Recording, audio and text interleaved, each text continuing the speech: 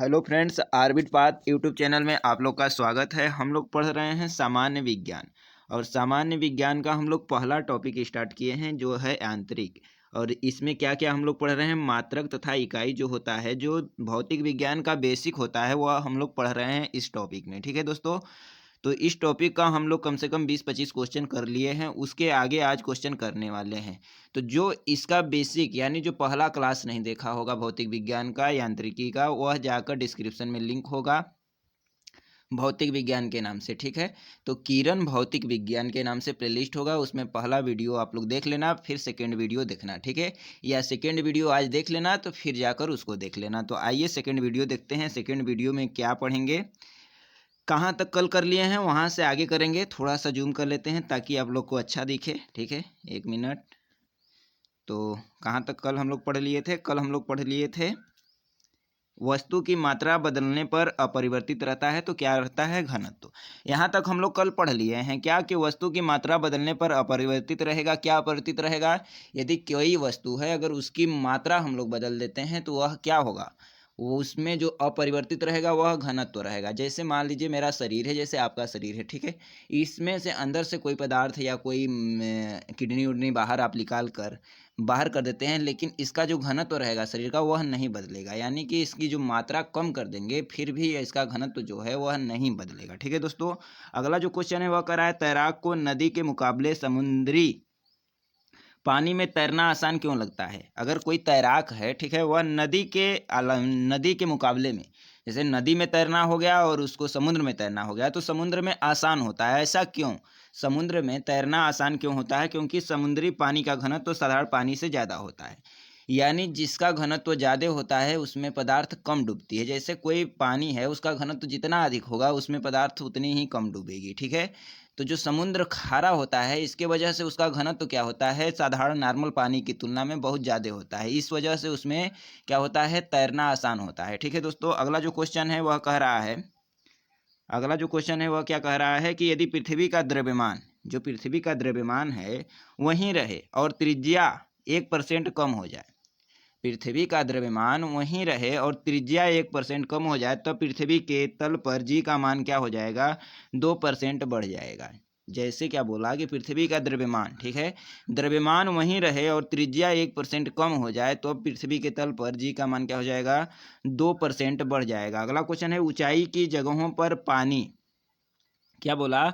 ऊंचाई की जगहों पर पानी 100 डिग्री सेल्सियस के नीचे के तापमान पर क्यों उबलता है?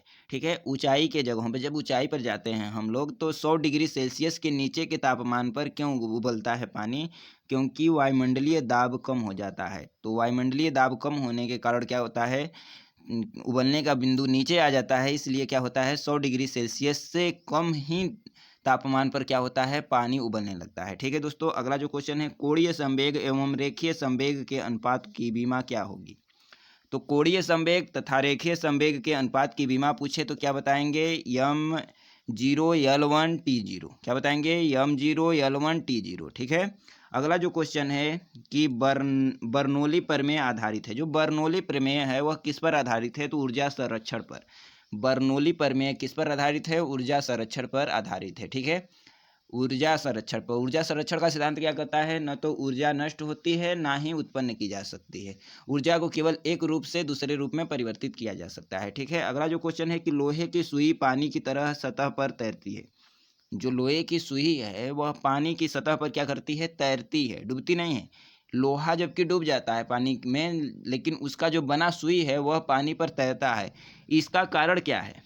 यानी कि लोहा डूब जा रहा है तो लोहे की सुई भी डूब जानी चाहिए पानी में, लेकिन वह तैरेगी। इसका कारण क्या है? पृष्ठ तनाव। पृष्ठ तनाव, ठीक है, पृष्ठ तनाव जिसका जितना ही अधिक रहेगा, ठीक है, उतना ही क्या होगा? वह पानी में डूब जाएगी वस्तु। तो पृष्ठ तनाव के कारण क्या होता है? क्या होता है? सुई पानी पर तैरता है। अगला जो क्वेश्चन है कि ब्लॉटिंग पेपर द्वारा स्याही के सूखने में शामिल है। तो ब्लॉटिंग पेपर द्वारा स्याही के सूखने में क्या शामिल है? कोशिकीय अभिक्रिया परिघटना। तो ब्लॉटिंग पेपर द्वारा स्याही के सूखने में शामिल क्या है? कोशिकीय अभिक्रिया परिघटना। अगला जो क्वेश्चन है, यदि हम भूमध्य रेखा से ध्रुवों की ओर जाते हैं तो जी का मान क्या होता है? बढ़ता है। इसका मतलब क्या है? क्या बोला? फिर से एक बार देख लेंगे कि यदि हम भूमध्य रेखा से ध्रुवों की ओर जाते हैं तो जी का मान क्या होता है? बढ़ता है। तो यानी इसके कहने का मतलब क्या है कि भूमध्य रेखा से जी की ध्रुवों की ओर जाते हैं तो जी का मान बढ़ता है, यानी कि भूमध्य रेखा पर जो हमारी पृथ्वी है बीचों बीच भूमध्य रेखा गुजरती है, तो भूमध्य रेखा पर जी का मान एकदम कम होता है। इसके कहने का मतलब भूमध्य रेखा पर जी का मान कम होता है और ध्रुवों की ओर जाने पर जी का मान क्या होता है, बढ़ता है, यानी जी जो ध्रुव है उस पर जी का मान सर्वाधिक होता है। अगला जो क्वेश्चन है कि शरीर का वजन ध्रुवों पर अधिकतम क्यों होता है। ये बोल रहा है कि शरीर का जो वजन है वह ध्रुवों पर अधिकतम होता है, ऐसा क्यों होता है। अगर हम आपसे क्वेश्चन पूछे कि ध्रुवों पर शरीर का वजन जो कह रहा है अधिकतम होता है, तो ऐसा क्यों होता है, क्योंकि ध्रुवों पर क्या होता है, जी का मान सर्वाधिक होता है। तो जी का मान सर्वाधिक होने की वजह से क्या होता है, ध्रुवों पर हमारा वजन होता है जो सर्वाधिक होता है। अगला जो क्वेश्चन है, एक अंतरिक्ष यात्री पृथ्वी तल की तुलना में चंद्र तल पर अधिक ऊंची छलांग लगा सकता है। एक आदमी जो है या अंतरिक्ष यात्री ही जाएंगे अंतरिक्ष में, तो क्या होगा, वह पृथ्वी की तुलना में चंद्रमा पर अधिक उछाल लगा सकते हैं। ऐसा क्यों, क्योंकि चंद्र तल पर क्या है, गुरुत्वाकर्षण बल कम है। चंद्र तल पर गुरुत्वाकर्षण बल पृथ्वी तल की तुलना में कम है, इसलिए क्या हो सकता है कि वह अधिक उछाल लगा सकते हैं। ठीक है, अगला जो क्वेश्चन है, जब एक पत्थर को चांद की सतह से पृथ्वी पर लाया जाता है तो इसका भार क्या होता है, बदल जाता है, परंतु द्रव्यमान नहीं।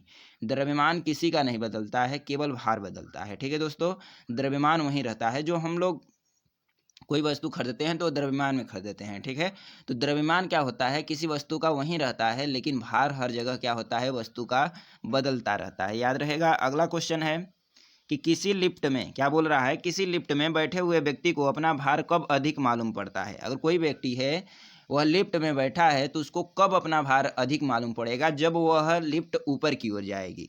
जब वह लिफ्ट ऊपर की ओर जाएगी तब उसका भार जो है उसकी तुलना में उसको अधिक महसूस होगा। जब लिफ्ट नीचे की ओर आएगी तो उसका भार क्या होगा, उसको कम महसूस होगा। और जब लिफ्ट एकाएक नीचे आएगी तो वह भारहीनता हो जाएगा, यानी उससे भार ही महसूस नहीं होगा।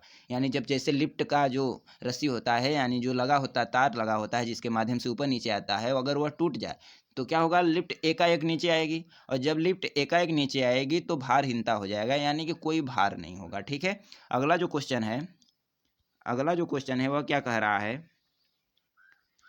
कि एक व्यक्ति पूर्णतः चिकने बर्फ के क्षैतिज समतल के मध्य में विराम स्थिति में है। एक व्यक्ति जो है पूर्णतः चिकने बर्फ के क्षैतिज समतल के मध्य में विराम स्थिति में है। न्यूटन के किस नियमों का उपयोग करके वह अपने आप को तट पर ला सकता है। तो न्यूटन के तृतीय नियम जो है, जो कहता है क्रिया प्रतिक्रिया का नियम, उसका उपयोग करके वह क्या कर सकता है, अपने आप को क्या ला सकता है, तट पर ला सकता है। क्या बोला, एक व्यक्ति क्या है, पूर्णतः चिकने बर्फ के क्षैतिज, बर्फ हो गया उसके क्षैतिज यानी ऐसे हो गया क्षैतिज समतल के मध्य विराम स्थिति में है। क्या है, विराम स्थिति में है। तो क्या कर सकता है वह, न्यूटन के गति का तीसरा नियम का उपयोग करके अपने आप को क्या ला सकता है, तट पर ला सकता है। अगला जो क्वेश्चन है वह कह रहा है कि 20 केजी के वजन को जमीन के ऊपर 1 मीटर की ऊंचाई पर पकड़े रखने के लिए किया गया कार्य क्या होगा, 0 जूल। अगर कोई 20 केजी का वजन है, उसको ज़मीन के ऊपर 1 मीटर की ऊंचाई पर पकड़े रखने के लिए किया गया कार्य क्या है, 0 जूल है। ठीक है, अगला जो क्वेश्चन कह रहा है वह कह रहा है एक व्यक्ति, क्या बोल रहा है, एक व्यक्ति एक दीवार को धक्का देता है।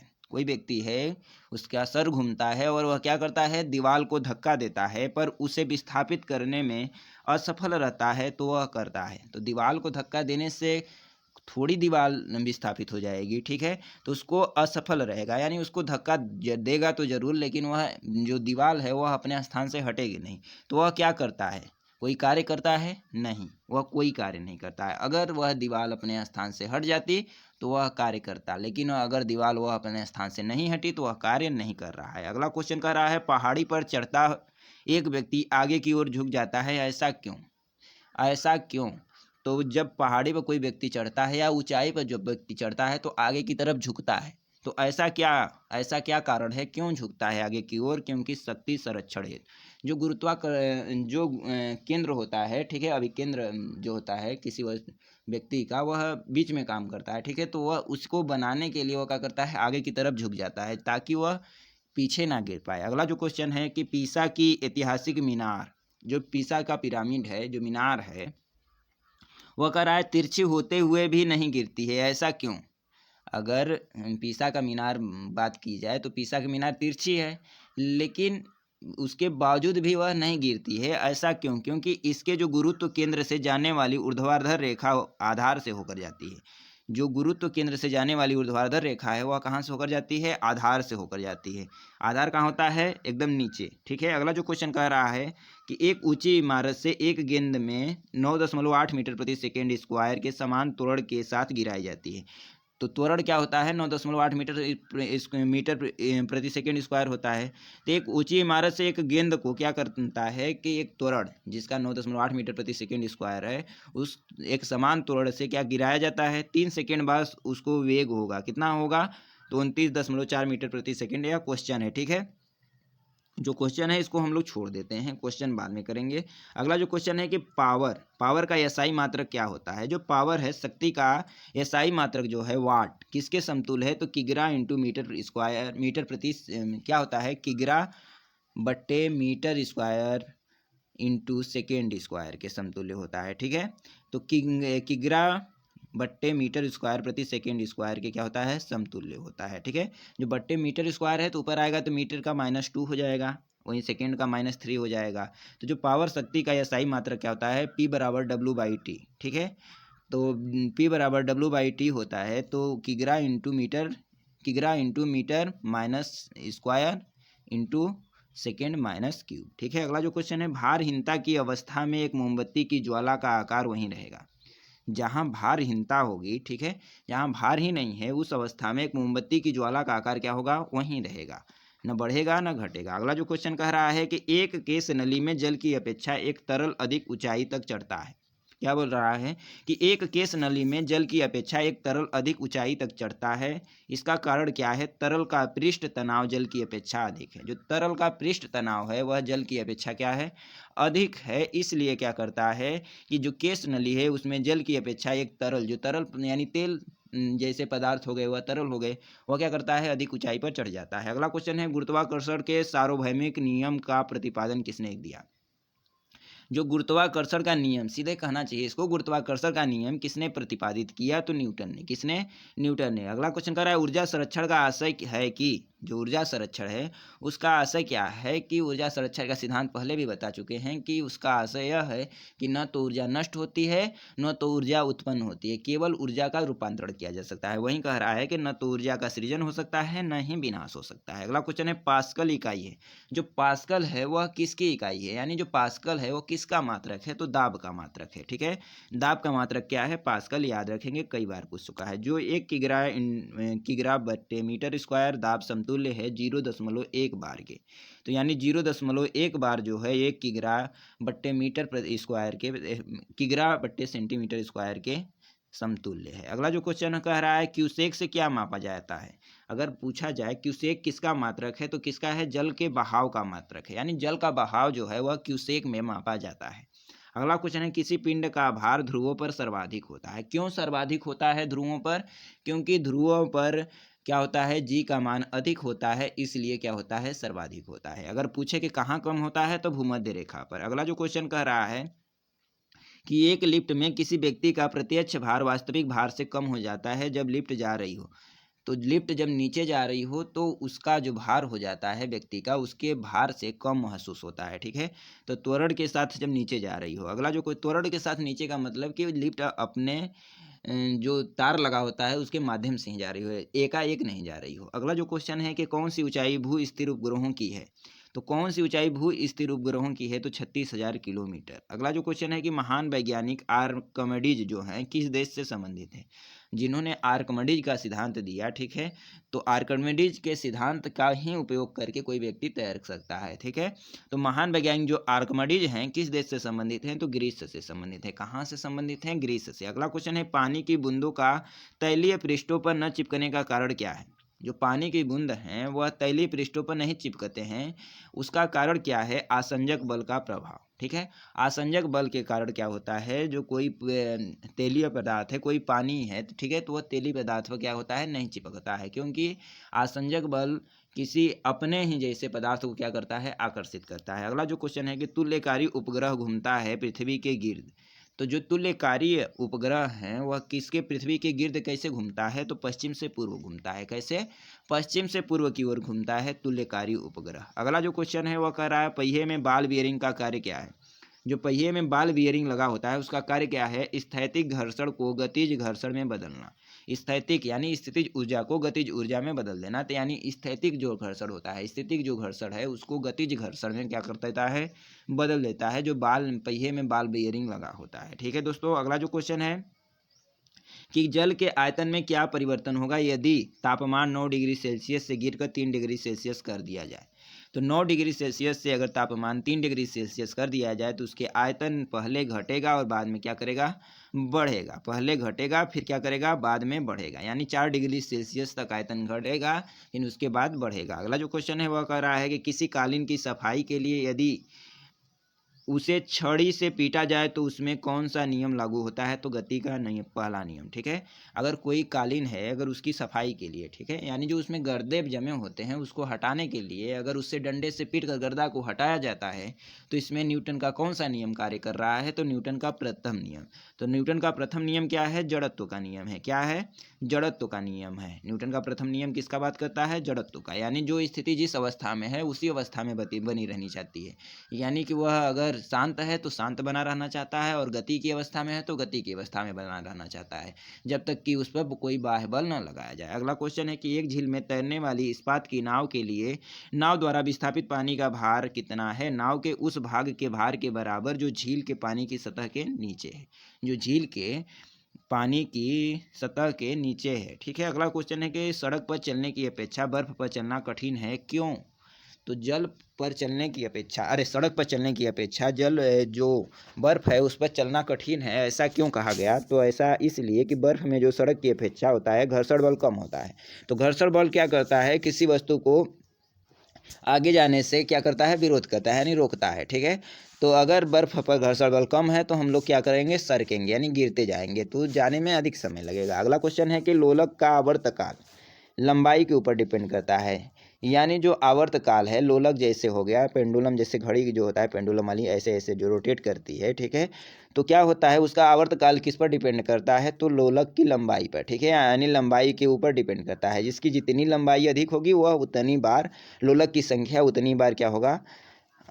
उतना ही अधिक होगा। अगला क्वेश्चन है लोलक घड़ियाँ जो होता है, लोलक घड़ियाँ गर्मियों में क्यों सुस्त हो जाती है? लोलक घड़ियाँ जो होता है गर्मियों में क्यों सुस्त हो जाती है? क्योंकि लोलक की लंबाई बढ़ जाती है। लोलक की लंबाई बढ़ जाती है जिससे इकाई दोलन में लगा हुआ समय बढ़ जाता है। लंबाई बढ़ने पर दोलन में लगा समय बढ़ जाएगा। क्यों? क्योंकि लंबा होगा तो ज़्यादा दूर जाएगा। ठीक है, तो एक दोलन क्या होता है? एक बार जो लोलक की है यहाँ से यहाँ घूमती है तो एक दोलन होता है, फिर यहाँ वापस आ जाए। यानी कैसे? जैसे ये लोलक है, ठीक है, तो यहाँ से गई, ठीक है, फिर यहाँ से यहाँ गई, फिर यहाँ पर आ गई, तो यह एक दोलन होता है। ठीक है, तो अधिक लंबी रहेगी तो अधिक दूरी तय करेगी। ठीक है, तो अधिक दूरी तय करेगी तो अधिक समय लगेगा। ठीक है दोस्तों, तो वहीं कह रहा है कि लोलक गर्मियाँ जो होता है गर्मियों में क्या हो जाता है? उसकी लंबाई बढ़ जाती है जिससे क्या हो जाता है? दोलन में लगा समय बढ़ जाता है, तो घड़ियाँ क्या हो जाती हैं? सुस्त हो जाती हैं। अगला क्वेश्चन है किसी सरल लोलक की लंबाई 4% बढ़ा दी जाए तो उसका आवर्तकाल 2% बढ़ जाएगा। अगला क्वेश्चन है कि यदि लोलक की लंबाई 4 गुनी कर दी जाए तो लोलक के झूलने का समय 2 गुना हो जाता है। जो लोलक का समय हो जाता है वह 2 गुना हो जाता है। अगला क्वेश्चन है कि पेंडुलम को चंद्रमा पर ले जाने पर उसकी समयावधि क्या होगी? बढ़ेगी। तो पेंडुलम को अगर चंद्रमा पर ले जाएंगे तो उसकी समयावधि क्या हो जाएगी? बढ़ेगी। अगला क्वेश्चन है एक कण का द्रव्यमान m तथा संवेग p है तो इसकी गतिज ऊर्जा क्या होगी? p²/2m। ठीक है, गतिज ऊर्जा को k से दर्शाएंगे, k = p²/2m होगा। अगला क्वेश्चन है कि एक भू उपग्रह अपने कक्ष में निरंतर गति करता है। यह अपकेंद्र बल के प्रभाव में आता है, प्रभाव से होता है, जो प्राप्त होता है। क्या बोला? फिर से क्वेश्चन सुनेंगे। एक भू उपग्रह अपने कक्ष में निरंतर गति करता है। ठीक है, जो उपग्रह है, भू उपग्रह यानी भू मतलब पृथ्वी का जो उपग्रह है वो अपने कक्ष में निरंतर गति करता है। यह अपकेंद्र बल जो बाहर लगता है उसे अपकेंद्र बल कहते हैं। ठीक है, तो अपकेंद्र बल के प्रभाव से होता है। ठीक है, अपकेंद्र बल के प्रभाव से होता है। यानी जो भू उपग्रह है अपने कक्षा में निरंतर गति करता है, यह किसके कारण होता है? अपकेंद्र बल के प्रभाव के कारण होता है, जो प्राप्त होता है पृथ्वी द्वारा उपग्रह पर लगने वाले गुरुत्वाकर्षण से। किससे? पृथ्वी द्वारा जो उपग्रह पर लग रहा है गुरुत्वाकर्षण, उससे क्या होता है? अपकेंद्र बल निकलता है। ठीक है, अगला क्वेश्चन है, घड़ी के स्प्रिंग में भंडारित ऊर्जा है। जो घड़ी के स्प्रिंग है उसमें भंडारित ऊर्जा है स्थैतिक ऊर्जा। क्या है? स्थैतिक ऊर्जा। अगला क्वेश्चन कर रहा है, कक्षा में अंतरिक्ष यान में भारहीनता की अनुभूति का कारण क्या है? जो अंतरिक्ष यान में भारहीनता की अनुभूति का कारण क्या है? कक्षा में त्वरण बाहरी गुरुत्वाकर्षण के कारण त्वरण के बराबर होता है। जो कक्षा में त्वरण है वह बाहरी गुरुत्वाकर्षण के कारण त्वरण के बराबर होता है। अगला जो क्वेश्चन है वह कह रहा है कि न्यूटन के गति के तीसरे नियम के अनुसार क्रिया तथा प्रतिक्रिया से संबंध बल हमेशा भिन्न भिन्न वस्तुओं पर ही लगे होने चाहिए। अगला क्वेश्चन कर रहा है, प्रत्येक क्रिया के बराबर व विपरीत दिशा में एक प्रतिक्रिया होती है, यह है न्यूटन के गति विषयक तृतीय नियम। तो न्यूटन के गति विषयक तृतीय नियम क्या कहता है? क्रिया प्रतिक्रिया, यानी जितना बल हम किसी वस्तु पर लगाते हैं वह विपरीत में उतना बल हमारे ऊपर लगाती है। अगला क्वेश्चन कह रहा है, जल में तैरना न्यूटन की गति के किस नियम के कारण संभव है? तो तृतीय नियम के कारण संभव है। तो जल में तैरना न्यूटन के गति के तृतीय नियम के कारण संभव है। अगला क्वेश्चन है, दलबल में फंसे व्यक्ति को लेट जाने की सलाह दी जाती है, ऐसा क्यों? क्योंकि क्षेत्रफल अधिक होने से दाब कम हो जाएगा। क्षेत्रफल अधिक होने से दाब कम हो जाएगा, इसलिए दलदल में फंसा व्यक्ति को सलाह दिया जाता है, अगर आप दलदल में फंस जाते हैं तो आप लेट जाएं। अगला क्वेश्चन है, बर्फ़ के दो टुकड़े को आपस में दबाने पर टुकड़े आपस में चिपक जाते हैं। अगर बर्फ़ के दो टुकड़े हैं उसको आपस में दबाएंगे तो वह टुकड़े आपस में चिपक जाते हैं, ऐसा क्यों? क्योंकि दाब अधिक होने से बर्फ़ का गलनांक घट जाता है। दाब अधिक होने से बर्फ़ का गलनांक घट जाता है, जिससे वे आपस में चिपक जाते हैं। अगला क्वेश्चन है, पृथ्वी के गुरुत्वाकर्षण का कितना भाग चंद्रमा के गुरुत्वाकर्षण के सबसे नज़दीक है? तो अगला जो क्वेश्चन है दोस्तों, इसका उत्तर नहीं दिया है। जो अगला क्वेश्चन है वह कह रहा है, किसी पिंड के द्रव्यमान तथा भार में अंतर होता है क्योंकि? किसी पिंड के द्रव्यमान तथा भार में अंतर होता है क्योंकि द्रव्यमान स्थिर रहता है तथा भार परिवर्तनशील है। तो ये इतना याद रखना कि जो भार है वह हर जगह बदलता रहता है लेकिन द्रव्यमान नहीं। अगला क्वेश्चन है, किसी भी स्थिर या गतिशील वस्तु की स्थिति और दिशा में तब तक कोई परिवर्तन नहीं होता जब तक उस पर कोई बाह्य बल सक्रिय न हो। यह है न्यूटन के गति विषयक प्रथम नियम, यानी जड़त्व का नियम। अगला जो क्वेश्चन है वह कह रहा है, कौन सा नियम इस कथन को वैध ठहराता है कि द्रव्य न तो सृजन किया जा सकता है न ही विनाश? तो ऊर्जा संरक्षण का नियम कहता है कि अगर ऊर्जा को हम न उत्पन्न कर सकते हैं न ही नष्ट कर सकते हैं, वह केवल ऊर्जा को एक रूप से दूसरे रूप में क्या कर सकते हैं? परिवर्तित कर सकते हैं। अगला क्वेश्चन कह रहा है, ऑटोमोबाइलों में प्रयुक्त द्रवचालित ब्रेक एक प्रत्यक्ष अनुप्रयोग है पास्कल के सिद्धांत से। पास्कल का सिद्धांत क्या करता है कि ऑटोमोबाइलों में प्रयुक्त द्रव चालित ब्रेक है, ठीक है, उसे क्या करता है? प्रत्यक्ष उसका प्रयोग है। यानी कि अगर पूछ ले कि ऑटोमोबाइलों में जो प्रयुक्त द्रव चालित ब्रेक है वह किस नियम पर आधारित है, तो पास्कल के सिद्धांत का। ठीक है, तो अगला टॉपिक हम लोग पढ़ेंगे। ठीक है, तो अगला टॉपिक हम लोग कल पढ़ेंगे। आज होता है ये समाप्ति, मात्रक तथा इकाई दोस्तों, तो इसको बढ़िया से आप लोग दोनों क्लास देख लेना। और इसका अगर आपको PDF चाहिए तो डिस्क्रिप्शन में टेलीग्राम का लिंक डाल दूंगा, वहाँ से किरण वन लाइनर के नाम से, क्या, किरण वन लाइनर लिख लेना, किरण वन लाइनर के नाम से एक PDF अपलोड है, उसी में इसका PDF मिल जाएगा। ठीक है दोस्तों, तो वहाँ से डाउनलोड कर लेना। तो आज के लिए बस इतना ही। वीडियो देखने के लिए धन्यवाद।